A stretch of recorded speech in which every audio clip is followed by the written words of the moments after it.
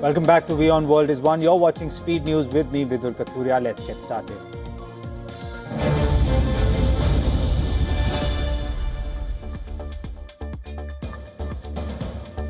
Delhi police sources say DNA test has confirmed that the man responsible for the blast near Red Fort was Dr. Umar Nabi. His DNA sample was matched with that of his mother, confirming his identity. Meanwhile, a Red Fort EcoSport registered in the name of Dr. Umar Nabi, the suspected bomber behind the Delhi blast that killed at least 8 people, was found parked outside a house near Khandawali village in Faridabad.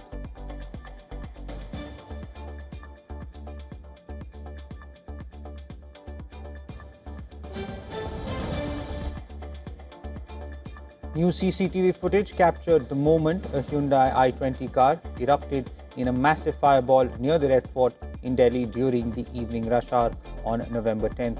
The video shows the slow-moving vehicle suddenly detonating at a traffic signal, instantly damaging nearby cars and buildings and scattering debris.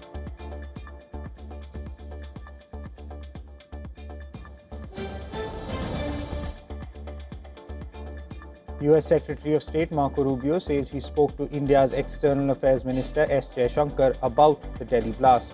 Responding to a media query on India declaring the blast as a terror incident, Rubio said it was clearly a terror attack. While acknowledging that the US has offered assistance, Rubio affirmed that India is very much capable of handling the investigation and does not require outside help.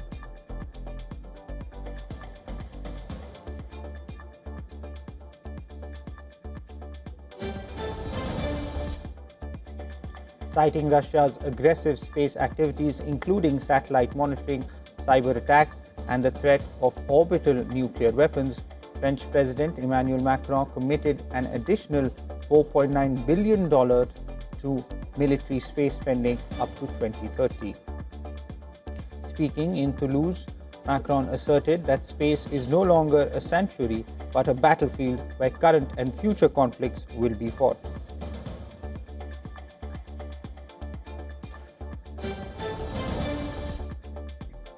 US President Donald Trump has called on his Israeli counterpart to end Prime Minister Benjamin Netanyahu's ongoing corruption trial, sparking concerns over US influence. In a letter, the US President asked his Israeli counterpart, Isaac Herzog, to grant Netanyahu pardon and to halt what he called a political prosecution. Netanyahu is the only sitting Prime Minister in Israeli history to stand trial after being charged with fraud, breach of trust, and accepting bribes in 3 separate cases, accusing him of exchanging favors with wealthy political supporters. Netanyahu has rejected the allegations and has condemned the case as a witch hunt orchestrated by the media, police, and judiciary.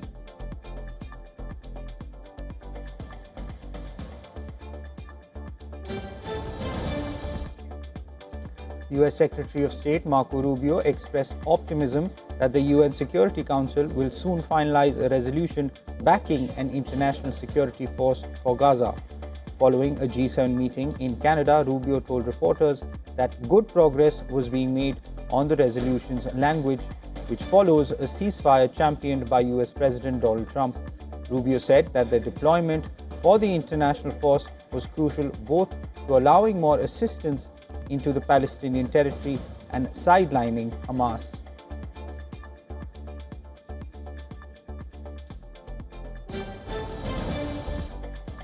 The Israeli military confirmed that its forces killed 3 armed militants in the southern Gaza Strip while operating in the Rafah area, east of the Yellow Line, which marks the territory under Israeli military control following the ceasefire agreement. The incident occurred as troops were actively working to dismantle Hamas tunnels. The military reported that soldiers spotted 4 militants near their position and opened fire, later confirming 3 were killed in a coordinated airstrike.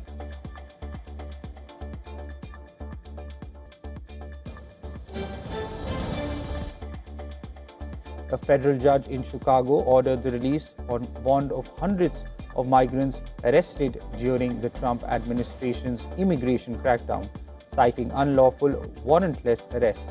The ruling, which applies to non-security risks, was fiercely criticized by the Department of Homeland Security. It stated that the order to release 615 illegal aliens into the community by an activist judge puts the lives of Americans directly at risk. The decision marks another legal defeat for Trump administration's aggressive immigration efforts in Chicago.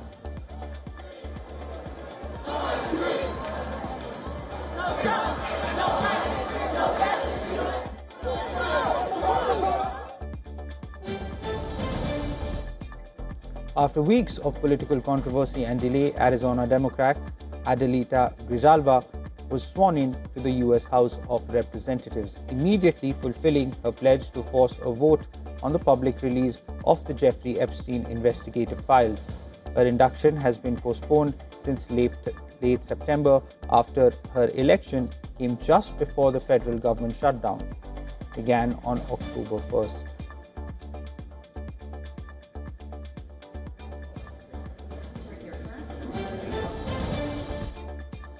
US Congress voted to end the longest government shutdown in American history, agreeing to reopen federal agencies after a 43-day stoppage that paralyzed Washington and left hundreds of thousands of workers unpaid.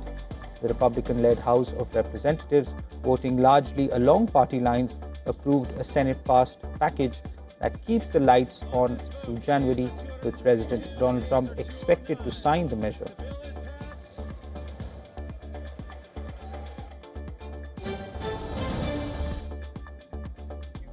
Democrats released 3 emails from Jeffrey Epstein, raising fresh questions about President Donald Trump's relationship with the disgraced offender.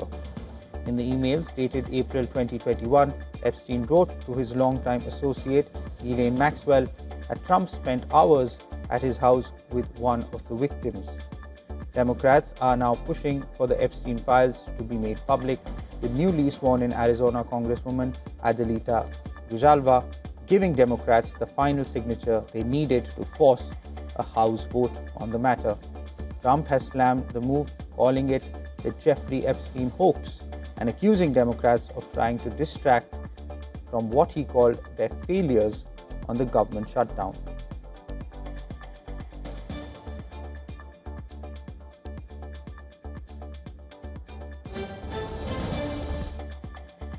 British Prime Minister Keir Starmer publicly warned the BBC to get their house in order following President Donald Trump's threat to sue the broadcaster for $1 billion over a misleading speech edit.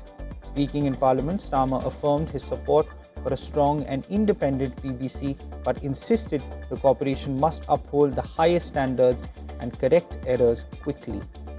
The Prime Minister's comments come amid the crisis caused by a misleading edit of a 2021 Trump speech, which has already prompted the resignations of the BBC's Director General as well as the head of news. Trump's legal team is demanding a full retraction by Friday or face the massive defamation lawsuit.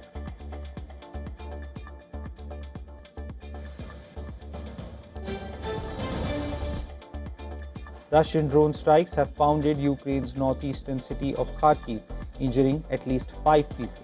Local officials say Russian forces launched at least 3 attacks targeting the regional territorial recruitment and social support center, along with a logistics and transportation company. The strikes damaged nearby buildings and warehouse facilities. 4 of the injured have been hospitalized, while 1 person was treated at the scene.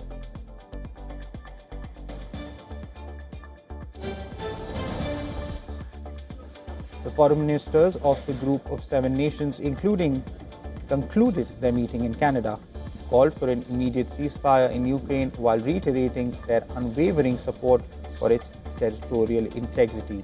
Simultaneously, the G7 raised the alarm over the escalating violence and humanitarian crisis in Sudan, strongly condemning attacks by the Rapid Support Forces and urging both the RSF and Sudanese armed forces to commit to an immediate and permanent ceasefire and ensure unimpeded humanitarian access.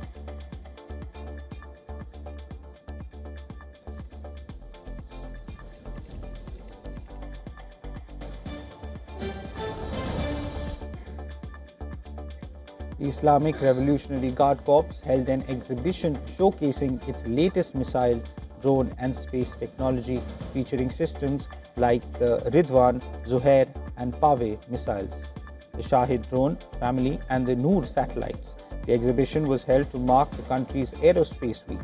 A major highlight was the display of wreckage from allegedly shot down Israeli drones, intended to underscore Iran's military deterrence capabilities and technological advances.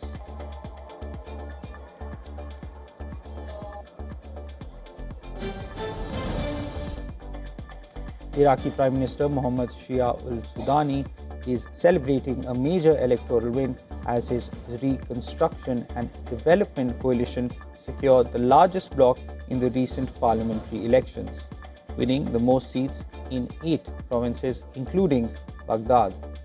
Iraqi election officials announced preliminary results showing traditional powers still dominate their regions. However, no single bloc secured a majority, meaning coalition building is necessary to form a government. With a higher than expected 56% voter turnout, al-Sudani declared that Iraqis have chosen the path of reform and rebuilding. Al-Sudani confirmed he would immediately begin inclusive national negotiations to form a competent new coalition government.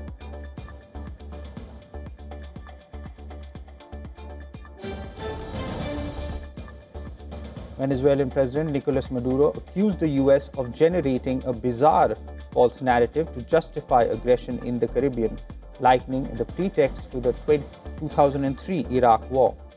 Maduro denounced imperialism and the CIA as being behind the campaign to discredit Venezuela. His strong comments followed 2 days of nationwide military drills, mobilizing nearly 200,000 security personnel.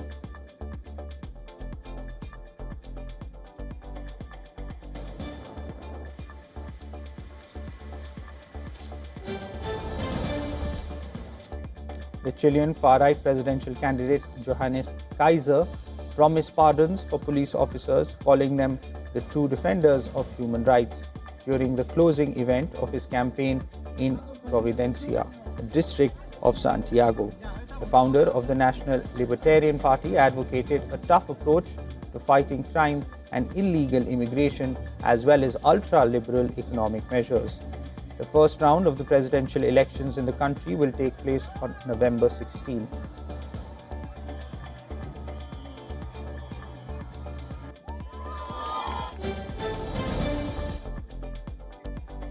Pakistan's parliament has approved a constitutional amendment granting sweeping powers to Army Chief Asim Munir while curbing the authority of the Supreme Court. This legislation formally elevates Asim Munir to the role of Chief of Defence Forces, giving him command authority over the Army, Navy and Air Force. It also guarantees that Munir will retain his rank and enjoy lifelong legal immunity even after his term ends.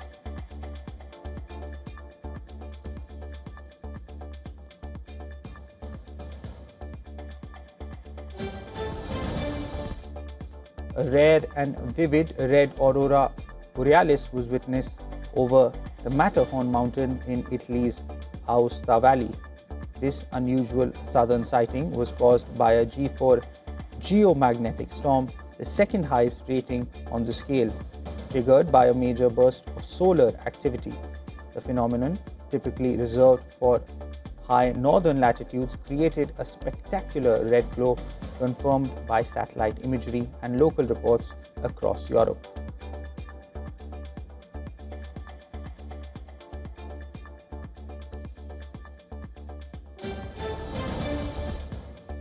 OpenAI asked a federal judge in New York on Wednesday to reverse an order that required it to turn over 20 million anonymized ChatGPT chat logs amid a copyright infringement lawsuit by the New York Times and other news outlets.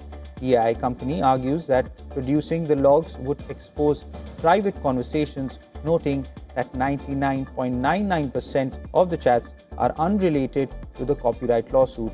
The lawsuit claims OpenAI used articles from the news outlets to train ChatGPT without permission.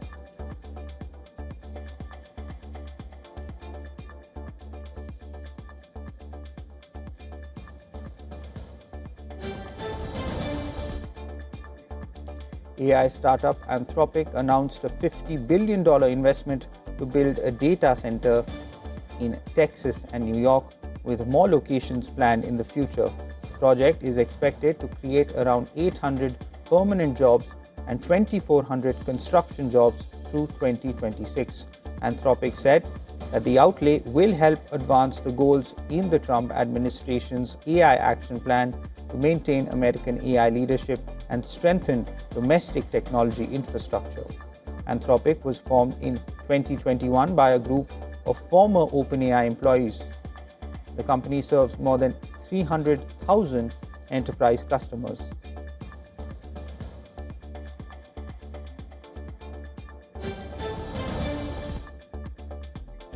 Ireland's media regulator began an investigation into social media platform X on Wednesday over concerns it is not giving users a chance to appeal content moderation decisions and that its internal complaint handling systems are not easy to access. The probe, the first opened by the regulator in its role supervising the compliance of platforms established in Ireland with the European Union's Digital Services Act, will assess Elon Musk-owned X's compliance with parts of the law. The investigation arose from concerns held by the Irish regulator's supervision team, as well as information provided by a non-governmental organization, HateAid, and a user complaint.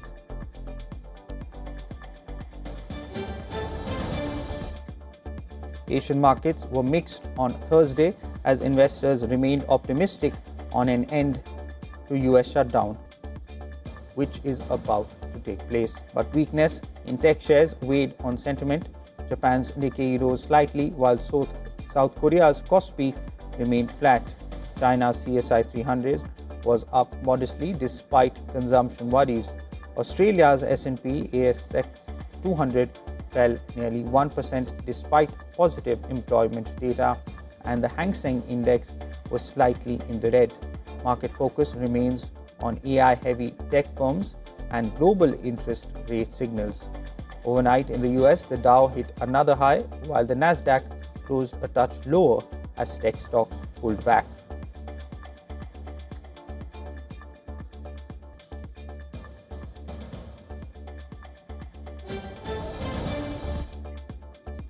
Crude prices fell on Thursday, extending losses after a surprise US crude inventory build and a revised outlook from OPEC showing a supply surplus this quarter. US weekly stocks rose roughly 1.3 million barrels for a second straight week. Meanwhile, OPEC said global supply already exceeded demand in the third quarter and expects balance only by 2026. The slump comes amid weak demand signals and strong production from non-OPEC suppliers.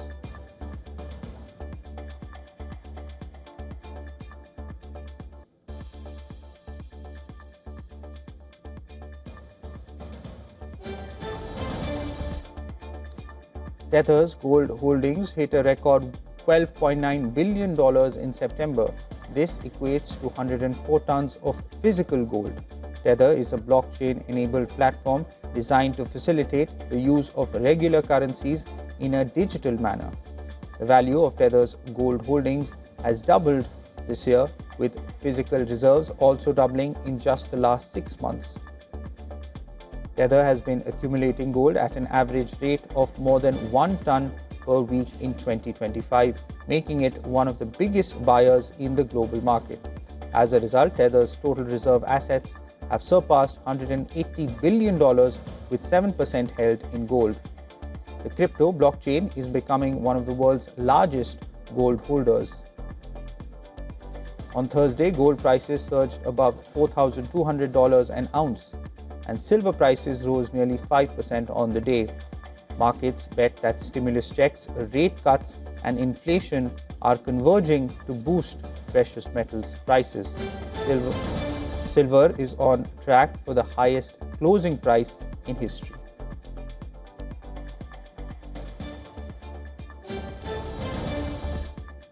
US aviation authorities have frozen planned flight cuts at 6% after air traffic control staffing showed early signs of improvement, providing relief to major airports affected by the longest federal shutdown in history.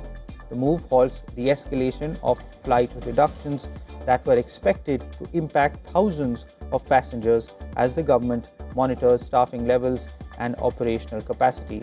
Airlines are cautious but welcome the decision, which provides some stability for upcoming travel demand. Officials warn that further changes depend on the continuing recovery of control center personnel.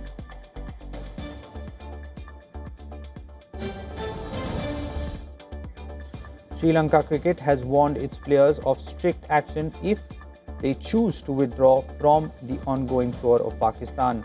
Several team members raised security concerns following a bomb blast in Islamabad that killed 12 people. According to reports, at least 8 players wanted to return home before the second ODI in Rawalpindi. Sri Lanka Cricket Board has said it assured players of their safety and instructed the team to continue playing matches as scheduled. The board also laid out consequences for any member of the touring party who defies their orders.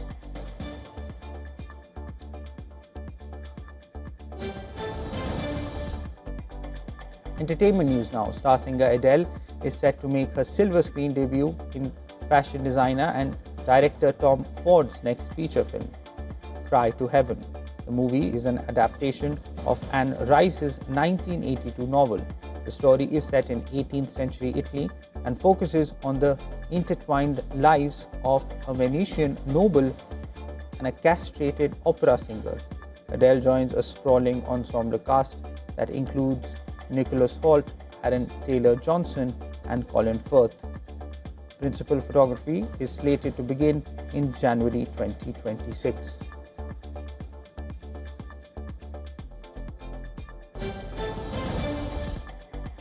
Actor and director Johnny Depp arrived in Buenos Aires this week to attend the premiere of his new directorial film, Modi, 3 Days on the Wing of Madness. The movie, which marks Depp's return behind the camera after more than 2 decades, chronicles the final 72 hours in the life of Italian painter Amedeo Modigliani. The international cast film includes Riccardo Scamarcio and Al Pacino.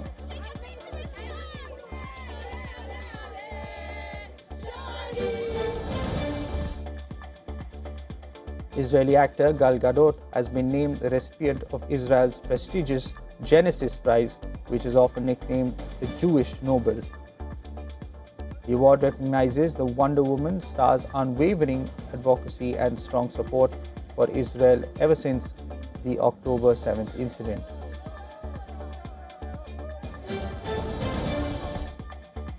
K-pop agency Adele confirmed that NewJeans members Hein and Herein are resuming activities with the label, ending speculation following months of legal disputes. The decision follows a recent Seoul Central District Court ruling that upheld the validity of the exclusive contracts between all 5 NewJeans members and Adore, a subsidiary of HYBE. The agency expressed its commitment to fully support the members moving forward, and K-pop fans are now anticipating a full reunion of the chart-topping group.